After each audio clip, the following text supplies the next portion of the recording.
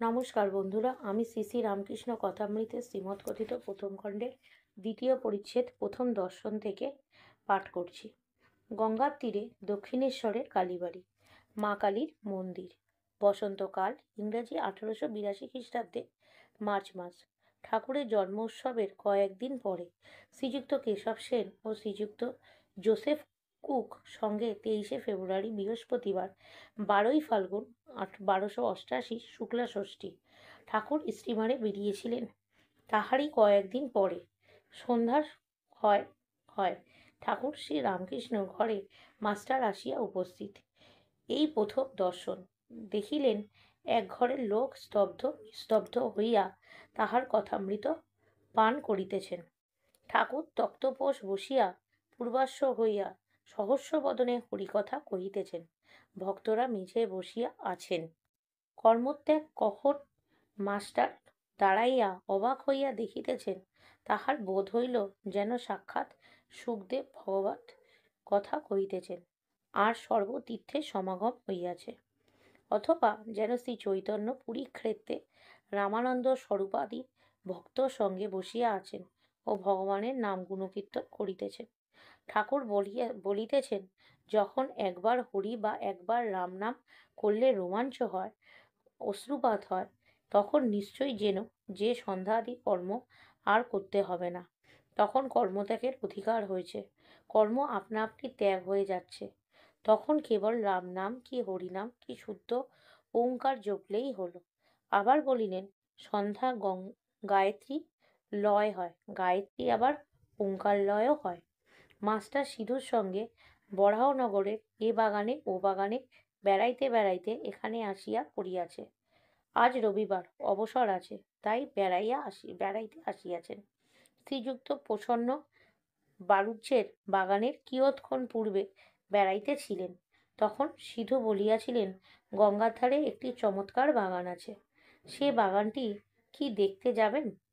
সেখানে একজন পরমহংস আছেন। বাগানের সদর ফটক দিয়া ঢুকাইয়া মাস্টার ও সিধু বরাবর ঠাকুর রামকৃষ্ণের ঘরে আসিলেন। মাস্টার অবাক হইয়া দেখিতে দেখিতে ভাবিতেছেন, আহা, কি সুন্দর স্থান, কি সুন্দর মানুষ, কি সুন্দর কথা, এখান থেকে নড়তে ইচ্ছা করছে না। কিয়ৎক্ষণ পরে মনে মনে বলিতে লাগলেন, একবার দেখি কোথায় এসছি, তারপর এখানে এসে বসব। সিধুর সঙ্গে ঘরের বাহিরে আসিতে না আসিতেই আরতির মধুর শব্দ হইতে লাগিল। এককালে কাসর, ঘণ্টা, খোল, করতালি বাজিয়া উঠিল। বাগানের দক্ষিণ সীমান্ত হইতে নহবতের মধুর শব্দ আসিতে লাগিল। সেই সঙ্গে ভাগীরথী বক্ষে যেন ভ্রমণ করিতে করিতে অতি দূর গিয়া কোথায় মিশিয়া যাইতে লাগিল। মন্দ মন্দ কুসুম গন্ধবাহী বসন্তা নীল, সবে জ্যোৎস্না উঠিতেছে। ঠাকুরদের আরতির যেন চতুর্দিকে আয়োজন হইতেছে। মাস্টার দ্বাদশ শিব মন্দিরে, শ্রী রাধাকান্তের মন্দিরে ও শ্রী ভবতারিণীর মন্দিরের আরতি দর্শন করিয়া পরম প্রীতিলাভ করিলেন। শুধু বলিলেন, এটি রাসমণির দেবালয়, এখানে নিত্য সেবা, অনেক অতিথি কাঙাল আসে। কথা কহিতে কহিতে ভবতারিণীর মন্দির হইতে বৃহৎ পাকা উঠানের মধ্য দিয়া পাদচরণ করিতে করিতে দুজনে আবার ঠাকুরের শ্রী রামকৃষ্ণের ঘরের সম্মুখে আসিয়া পড়িলেন। এবার দেখিলেন ঘরের ধার আর দেওয়া এইমাত্র ধুনা দেওয়া হইয়াছে। মাস্টার ইংরেজি পড়িয়াছে। ঘরে হঠাৎ প্রবেশ করিতে পারিলেন না। দ্বারবেশে বিন্দে দাঁড়িয়েছিল। জিজ্ঞাসা করিলেন, হ্যাঁ গা, সাধুটি কি এখন ওর ভেতরে আছে? বিন্দে, হ্যাঁ, এই ঘরের ভেতরেই আছেন। মাস্টার, ইনি এখানে কতদিন আছেন? বিন্দে, তা অনেক দিন আছেন।